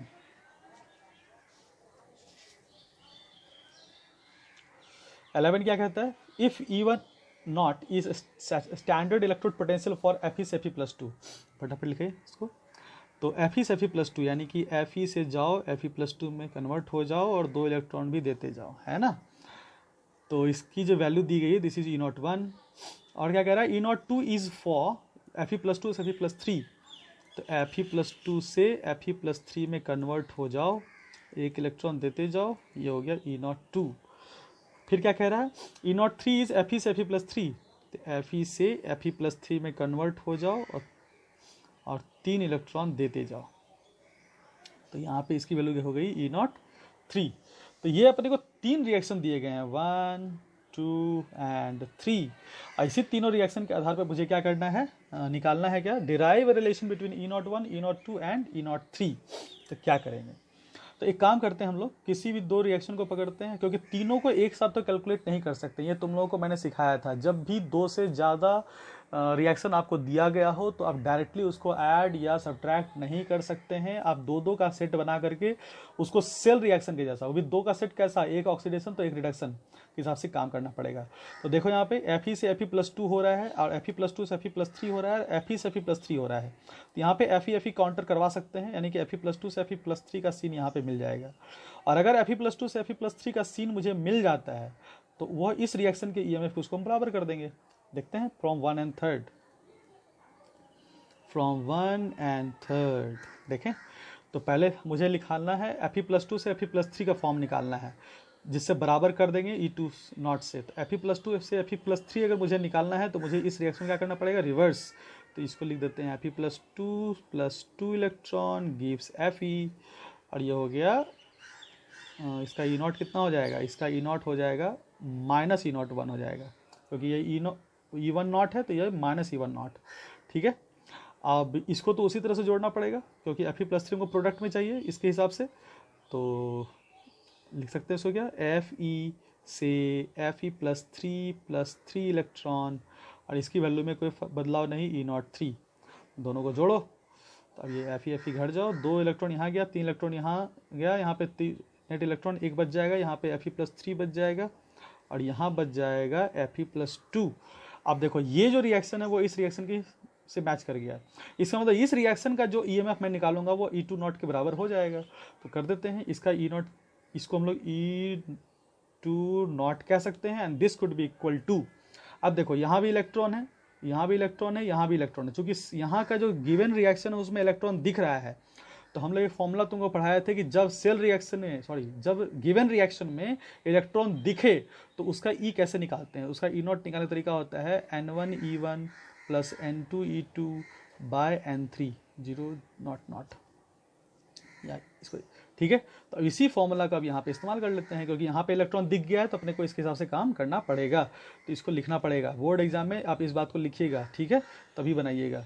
तो E20 इसको क्या हो जाएगा, तो N1E1 N1 कितना होगा 2, तो हो जाएगा -2E1 फिर क्या आ गया प्लस E30 कितना के साथ, 3 के साथ, तो 3E30 बाय क्या हो जाएगा, बाय N3 क्या है इसका 1। तो यहाँ से अपने को निकालना है क्या E30 रिलेशन निकालना है ना। तो रिलेशन क्या दिया हुआ है किसके टर्म में, E30 के टर्म में दिया है। तो लिख सकते हैं 3E30 इज इक्वल टू क्या हो जाएगा 2E10 प्लस E20 ये हो जाएगा, और इसलिए E30 is equal to 2E10 plus E20 upon 3, that is final. तो ये हो गया 11th नंबर। तो 11th नंबर में यहाँ पे क्वेश्चन में सिखाने वाली बात ये थी कि जब भी इस तरह का क्वेश्चन आए तो आप लोग एक काम कीजिएगा, क्या करेंगे, 2 रिएक्शन को 2-2 का सेट बना के काम करेंगे, ठीक है, 2-2 के सेट बना के काम करेंगे, तभी आप यहाँ पे क्वेश्चन को सॉल्व कर पाएंगे। और एक टेक्निक मैंने यहाँ पे इस्तेमाल क्या किया, मैंने वैसे 2 रिएक्शन को चुना जिस रिएक्शन को चुनने के बाद तीसरी रिएक्शन के बराबर हो जाए, क्योंकि ऐसा करने से एक फ़ायदा क्या हुआ कि डायरेक्ट मुझे इसके बराबर मैंने रिलेशन को लिख दिया। अगर ऐसा नहीं करता तो ये रिलेशन लिखने में मुझे दिक्कत हो जाता। तो मैंने यहाँ पे एक टेक्निक का इस्तेमाल क्या किया कि मैंने उस 2 रिएक्शन को चुना जिस 2 रिएक्शन को चुनने के बाद जो नेट रिएक्शन है वो अपने को जो मिले उसका गिवन वैल्यू मुझे पता हो, यानी कि जो E20 है वो अपने को पता था, उसे डायरेक्ट मैंने क्या किया, इस दोनों के रिलेशन को रिलेट कर दिया। अब क्वेश्चन नंबर 12 नंबर क्वेश्चन देखें बच्चों। 12 नंबर क्वेश्चन क्या कहता है, the reduction potential diagram for copper in acid solution is Cu+2 से 0.15 पोटेंशियल दिखाया हुआ है, Cu+1 जा रहा है और इसमें जा रहा है Cu+2 में तो 0.5 वोल्ट का जा रहा है, और टोटल इस रिएक्शन का आपको पोटेंशियल दिया हुआ है x वोल्ट, कैलकुलेट x। तो सबसे पहला क्वेश्चन तो अपने को x निकालना है। तो यहाँ पे एक रिएक्शन ये है, एक रिएक्शन ये है और एक रिएक्शन यहाँ से यहाँ है, 3 रिएक्शन है। चलिए देखते हैं। तो सबसे पहले Cu+2 से Cu+1, इसके लिए 1 इलेक्ट्रॉन का गेन हुआ होगा, क्योंकि यहाँ पे क्या हो रहा है, रिडक्शन हो रहा है, और इसका जो वैल्यू दिया गया है, इसके E0 की वैल्यू दी गई है 0.15 वोल्ट, ठीक है। चलो अब इस रिएक्शन की बात करें, Cu+1 से कहाँ जा रहा है Cu, तो यहाँ भी रिडक्शन हो रहा है, तो यहाँ भी 1 इलेक्ट्रॉन का यहाँ पे क्या हुआ होगा, गेन हुआ होगा, यहाँ भी गेन हुआ, यहाँ भी गेन हुआ, यहाँ पे E0 की वैल्यू कितनी हो जाएगी, दिस इज 0.5 वोल्ट। अब डायरेक्ट यहाँ से यहाँ जंप करते हैं Cu+2 से Cu, तो Cu+2 से Cu यहाँ भी रिडक्शन हो रहा है, यहाँ भी 2 इलेक्ट्रॉन का गेन हुआ होगा, और इसकी E0 की वैल्यू दी गई है x वोल्ट। अब इसी x वोल्ट को अपने को निकालना है। तो यहाँ पे करना क्या है, मुझे क्या करना है, एक काम करते हैं, मुझे इस 2 रिएक्शन की वजह से इस रिएक्शन को तैयार कर लेना है। तो अगर ये रिएक्शन 1 है, ये रिएक्शन 2 है, ये रिएक्शन 3 है, तो जस्ट पीछे वाले क्वेश्चन के जैसा फ्रॉम 1 and 2 काम करते हैं, फ्रॉम 1 and 2।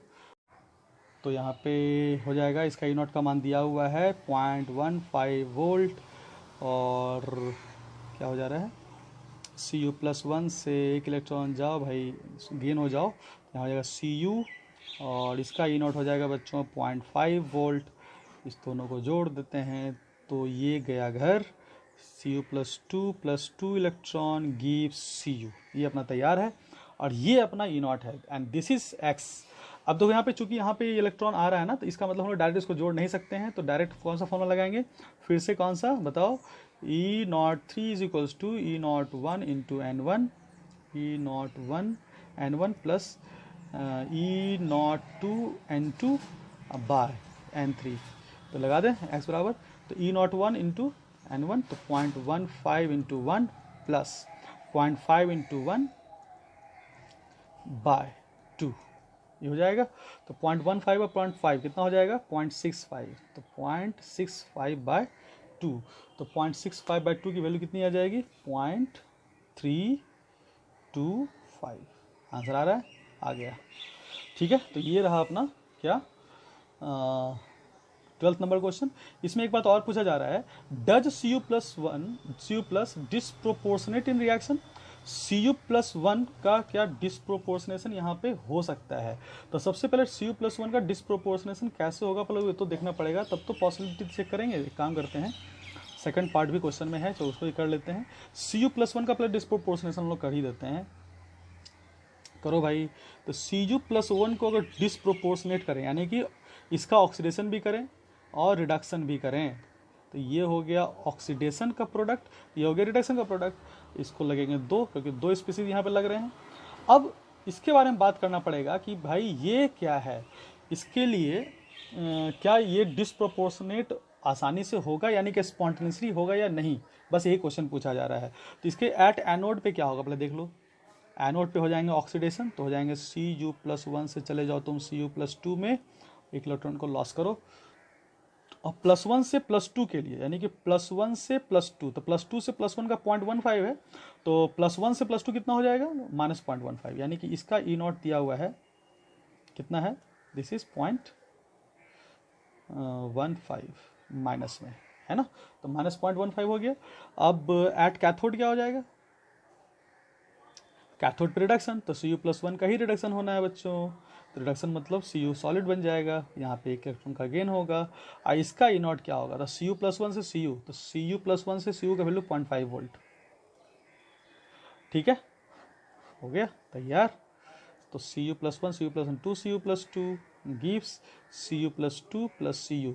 एक भी इलेक्ट्रॉन रिएक्शन में नहीं है, यानी डायरेक्ट इसको जोड़ दें इसको, तो इसका E0 क्या हो जाएगा, E0 of cell is equal to क्या हो जाएगा, तो 0.5 minus 0.15 that is equal to 0.35।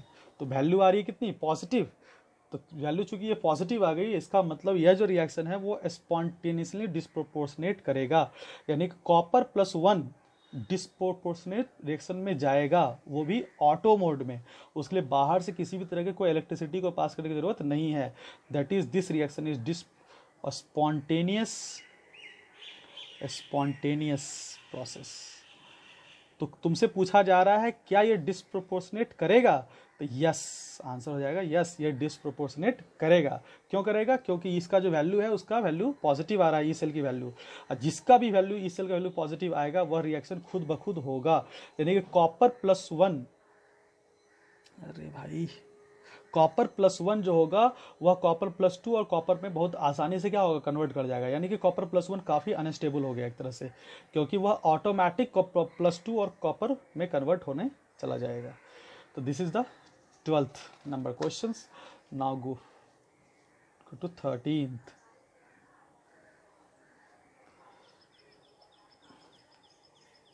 13 number कहता है the reduction standard reduction potential of Ag plus से Ag electrode at 298 kelvin 0.799 volt दिया हुआ है। तो पहले रिएक्शन को लिख लें, Ag प्लस इलेक्ट्रॉन Ag के बारे में बात कर रहे हैं, और इसकी वैल्यू दी गई है, E0 की वैल्यू दी गई है, दिस इज 0.799 वोल्ट।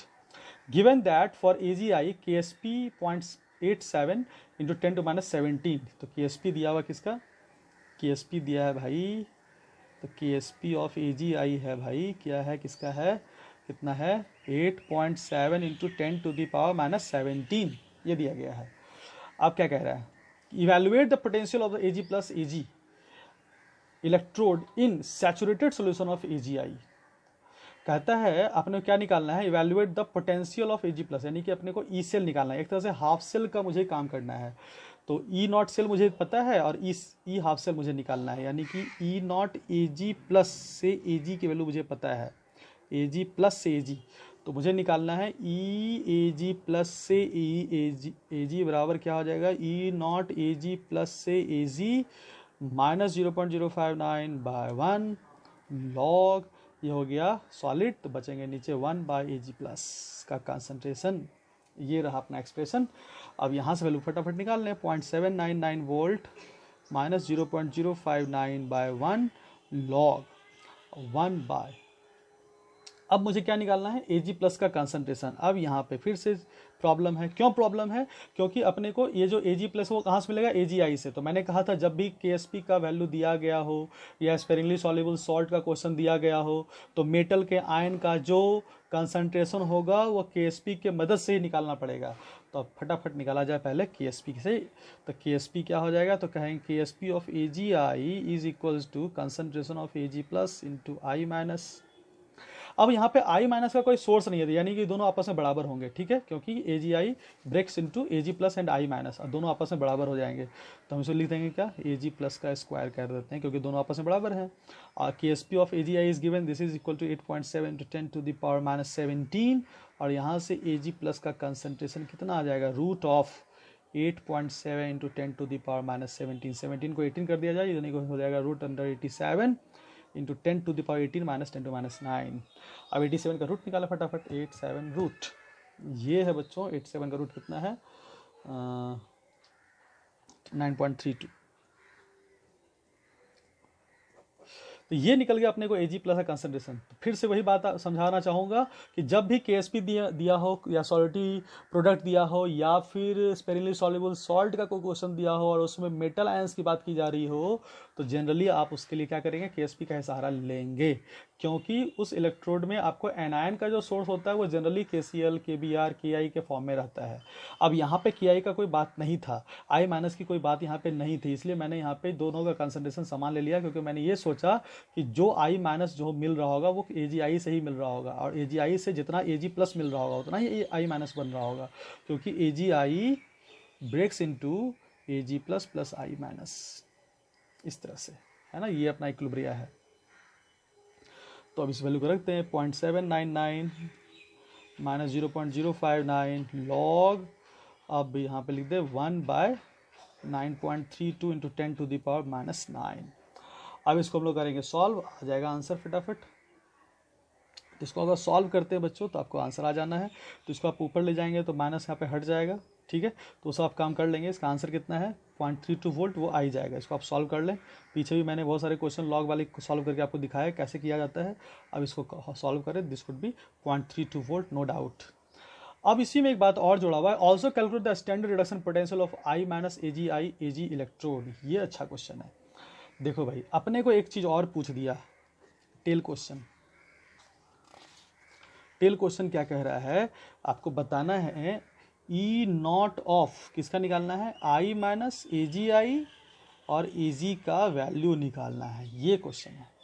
तो सबसे पहले इसको अगर निकालना है, और इसको मैं लिख देता हूँ इंपॉर्टेंट, लगा देता हूँ ट्रिपल स्टार, कम से कम तो चलेगा, ठीक है। अब इसका एक्सप्रेशन पर लिखें, ये रिएक्शन कैसे हो रहा होगा, तो AgI से Ag जा रहा होगा, तो AgI से Ag जा रहा होगा, और बन रहे होंगे I माइनस साथ साथ, ठीक है। और यहाँ पे Ag प्लस है, +1 है, यहाँ पे 0 है, तो एक इलेक्ट्रॉन का यहाँ पे हो गया होगा, तो +1 से 0, यानी कि यहाँ पे क्या हो रहा है, रिडक्शन हो रहा है ना, रिडक्शन हो रहा है, तो एक इलेक्ट्रॉन का यहाँ पे गेन हुआ होगा, ठीक है। तो ये रहा अपना पूरा रिएक्शन, जिस रिएक्शन के बारे में बात करना। अब इसके लिए हमको क्या निकालना है, नर्स इक्वेशन लिख दें इसका। तो नर्स इक्वेशन क्या हो जाएगा, I माइनस AgI Ag बराबर क्या हो जाएगा, तो यहाँ पे जो नेट रिएक्शन हो रहा है एक्चुअली Ag प्लस का Ag नॉट में कन्वर्जन हो रहा है, तो दिस लिख सकते हैं इसको में क्या, E नॉट Ag प्लस से Ag, ठीक है, माइनस 0.059 बाय n की वैल्यू कितनी हो जाएगी 1 लॉग। अब यहाँ पे क्या होगा, I माइनस का कंसंट्रेशन बाय, ये तो सॉलिड है, इसको मारो गोली, नीचे क्या बचा AgI। अब AgI का अपना एक इक्विलिब्रिया एग्जिस्ट करेगा, जब इस तरह का क्वेश्चन दिया हो ना तो आप इसको डिफाइन करेंगे, इसका अपना एक इक्विलिब्रिया एग्जिस्ट करेगा। अब उसी इक्विलिब्रिया के हिसाब से KSP डिफाइन हो। देखो यहाँ पे क्या होगा, AgI जो होगा वो किस स्टेट में होगा, वो Ag plus plus I minus के स्टेट में होता है, ठीक है। जब भी इस तरह क्वेश्चन आए तो इसी तरह से सोचना है, और इसको हम लोग लिखें, इसकी जो KSP लिखेंगे तो ये क्या हो जाएगा, Ag plus into I minus लिख सकते हैं। अब ये जो AgI जब लिखा रहे ना, जब इस तरह की क्वेश्चन दिया रहे तो आप उसको इस तरह से सॉल्व करेंगे, Ag plus into I minus, यानी कि AgI को ना लिख करके मैंने क्या लिखा है, Ag प्लस और I माइनस लिखा है। अब Ag प्लस और I माइनस की जो नेट वैल्यू वो कितनी दी गई है, this is equal to KSP, है ना। और क्या दी गई है, वो KSP दी गई है। और मुझे निकालना है स्टैंडर्ड कंडीशन पे, ठीक है। ये तो जनरल एक्सप्रेशन हुआ। अब एट स्टैंडर्ड कंडीशन, क्योंकि अपने को नॉट निकालना है, तो एट स्टैंडर्ड कंडीशन क्या हो जाएगा, at standard condition, at standard condition क्या हो जाएगा, इसकी वैल्यू ई नॉट में चली जाएगा, E naught I minus AgI AG is equals to E naught AG plus AG क्या हो जाएगा, तो E naught AG plus AG का वैल्यू कितना दिया है, 0.799 माइनस 0.059 लॉग आई माइनस क्या हो जाएगा, कंसंट्रेशन हम लोग स्टैंडर्ड पे 1 लेते हैं, 1 बाय AG प्लस से आई माइनस, AG प्लस और आई माइनस की वैल्यू कितनी हो जाएगी। ये आई माइनस का सोर्स कौन है, बताओ जल्दी से, ये आई माइनस का सोर्स है KI। इस आई माइनस का सोर्स कौन होगा, KI होगा, जिसका कंसंट्रेशन क्या रहा होगा, 1m रहा होगा।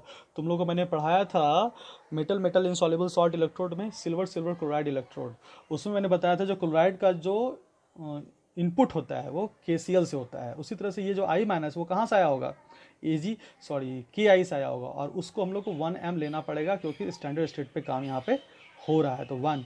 और Ag प्लस आई माइनस को हम लोग KSP लिख सकते हैं, ये रहा KSP, ठीक है। तो अब यहाँ पे सारी वैल्यू रख देते हैं, KSP भी अपने को पता है, सबकी वैल्यू रखते हैं, आंसर निकल जाएगा 0.799 माइनस 0.059 लॉग 1 बाय KSP की वैल्यू कितनी है भाई, KSP पे AgI 8.7 into 10 to the power minus 17। अब इसको बच्चों सॉल्व कर ले, इसको सॉल्व कीजिएगा आपको आंसर आ ही जाएगा, ठीक है। इसको पहले ऊपर ले आके उसको प्लस कर लेंगे, फिर आंसर इसको निकाल लीजिए। तो इसका आंसर कितना है, माइनस 0.149 वोल्ट, ये आ जाएगा, ठीक है बच्चों। ये काफ़ी अच्छा क्वेश्चन था, इसको याद रखिए कैसे बनाया जाता है, इस मेथड को याद रखिएगा, क्योंकि ये चीज़ है बड़ा टिपिकल। इसका निकालने के लिए आपको थोड़ा सा इस पैटर्न को याद रखना पड़ेगा, इसी पैटर्न पे इस तरह के क्वेश्चंस को बनाया जाता है, ठीक है। स्टैंडर्ड पूछा जाता है इसलिए इसको 1 क्यों, 1 कहाँ से आया, क्योंकि ये KI का फॉर्म है। KI का फॉर्म क्यों माना, क्योंकि हम लोग पढ़े थे मेटल इनसॉल्युबल सॉल्ट इलेक्ट्रोड में सिल्वर क्लोराइड इलेक्ट्रोड में जो Cl माइनस का जो सोर्स था वो KCl था, उसी तरह से आई माइनस का जो सोर्स है वो KI है, ठीक है बच्चों। और KI कंसिडरेशन 1m है, ठीक है। ये रहा अपना 13th। चलते हैं 14th पे।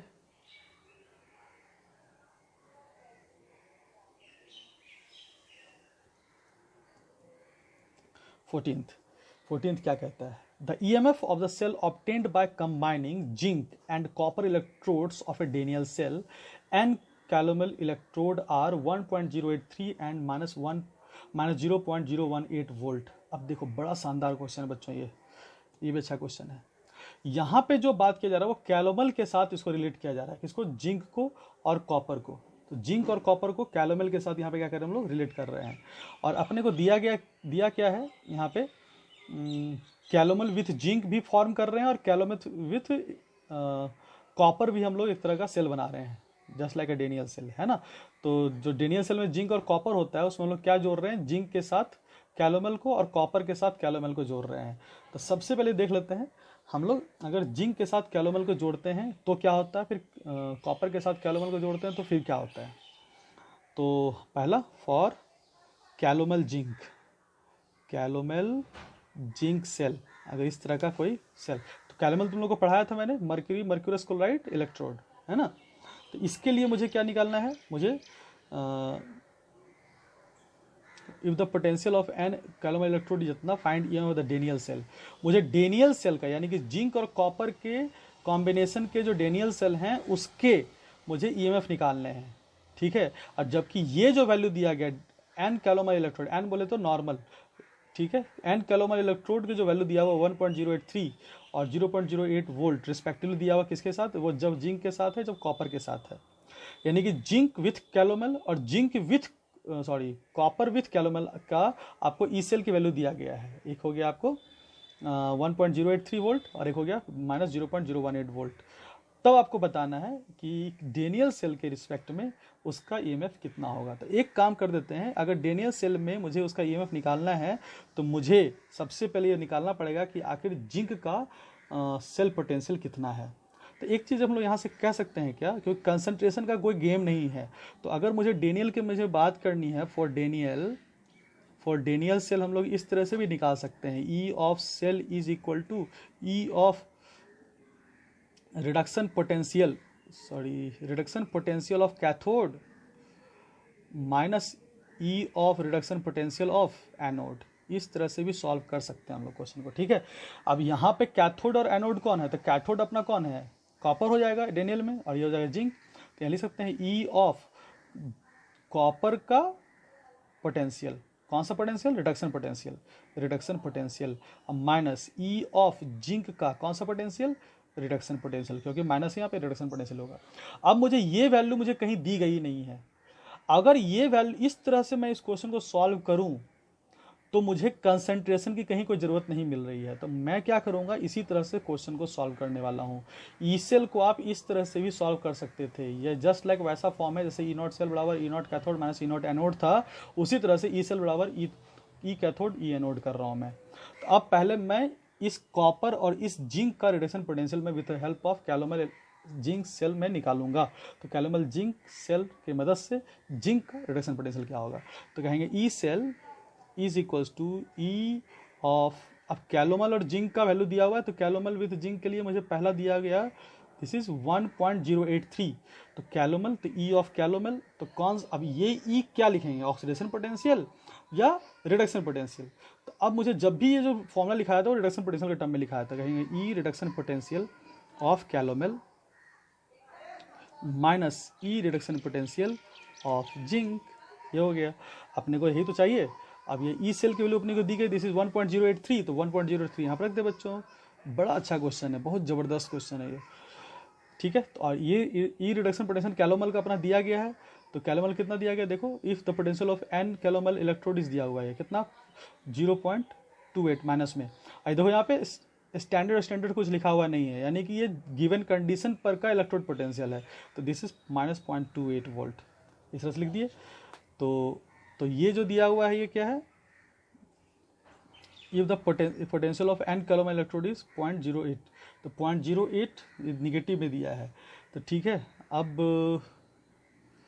पोटेंशियल ऑफ माइनस 0.28 लिखा हुआ है, तो ये जो दिया हुआ माइनस 0.28 ये कब दिया गया होगा, अगर ये दिया गया है तो ये कब दिया गया होगा भाई, तो यहाँ पे बात साफ साफ नहीं लिखा हुआ है, ये स्टैंडर्ड लिखा हुआ है, रिडक्शन स्टैंडर्ड है या रिडक्शन पोटेंशियल है। यहाँ पे बच्चों कुछ मिसिंग है, ठीक है। यहाँ पे हमको लग रहा है यहाँ पे स्टैंडर्ड, यहाँ पे रिडक्शन पोटेंशियल की बात नहीं हो रही है, यहाँ पे ऑक्सीडेशन पोटेंशियल ही लेना होगा। यहाँ पे मैं लिख देता हूँ ऑक्सीडेशन पोटेंशियल, इसको सुधार कर लीजिएगा। यहाँ पे ऑक्सीडेशन पोटेंशियल है और यहाँ रिडक्शन पोटेंशियल है, तो यहाँ पे क्या होगा प्लस 0.28 हो जाएगा, प्लस 0.28, और ये हो जाएगा minus reduction potential of zinc. अब यहाँ से हम लोग निकाल सकते हैं E of the reduction potential of zinc, and this is equal to what, इधर जाएगा तो हो जाएगा 0.28 minus 1.083, and this could be equal to, minus करेंगे तो 3381 जाएगा माइनस 0.10 ये हो जाएंगे 0.803 हो जाएंगे इसका आंसर, ठीक है। तो ये हो गया रिडक्शन पोटेंशियल किसका, जिंक का। अब उसी तरह से हम लोग कॉपर का निकाल लेते हैं, for copper, for calomel copper cell, ठीक है। तो यहाँ पे फिर से ई सेल इक्वल्स टू क्या हो जाएगा, E reduction potential of calomel minus E reduction potential of copper, ये दिया हुआ है क्या, माइनस 0.018 है ना, 0.018 माइनस में दिया हुआ है, और इसकी वैल्यू दिया हुई है हमको कितनी 0.28, और माइनस रिडक्शन पोटेंशियल अपने को निकालना है ई रिडक्शन पोटेंशियल कॉपर, तो यहाँ से आ जाएगा E reduction potential of copper is equal to क्या हो जाएगा 0.28 प्लस 0.018, और इस दोनों को अगर जोड़ दें तो इसकी वैल्यू हो जाएगी 22819, तो हो जाएगा 0.298 वोल्ट, ठीक है। तो अपने को अब ERP जिंक का निकल चुका है और ERP कॉपर का निकल चुका है, this is copper, this is for copper. तो अब इस दोनों को डायरेक्ट क्या कर सकते हैं हम लोग, वैल्यू यहाँ पर रखते हैं, क्या हो जाएगा, कॉपर के लिए कितनी हो जाएगी 0.298, तो लिख देते हैं 0.298 माइनस जिंक के लिए कितना हो जाएगा -0.803 -0.803। ऐसे जोड़ते तो हो जाएगा 0.298 प्लस 0.803।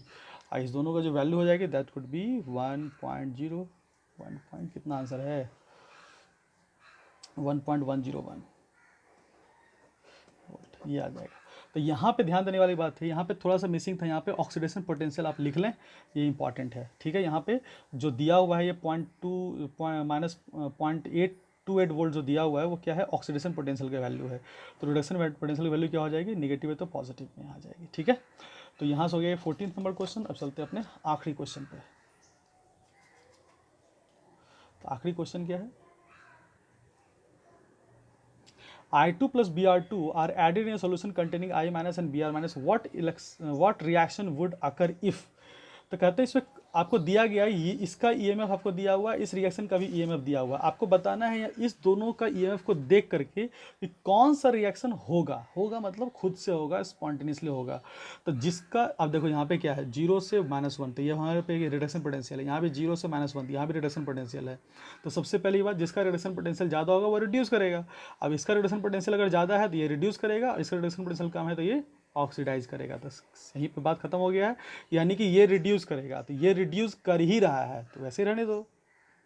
तो Br2 + 2 इलेक्ट्रॉन 2 Br माइनस, इसका रिडक्शन पोटेंशियल कम है तो ऑक्सीडाइज करेगा, तो ऑक्सीडाइज करेगा इसको रिवर्स करके लिखना पड़ेगा। तो I minus 2I minus gives I2 + 2 electron.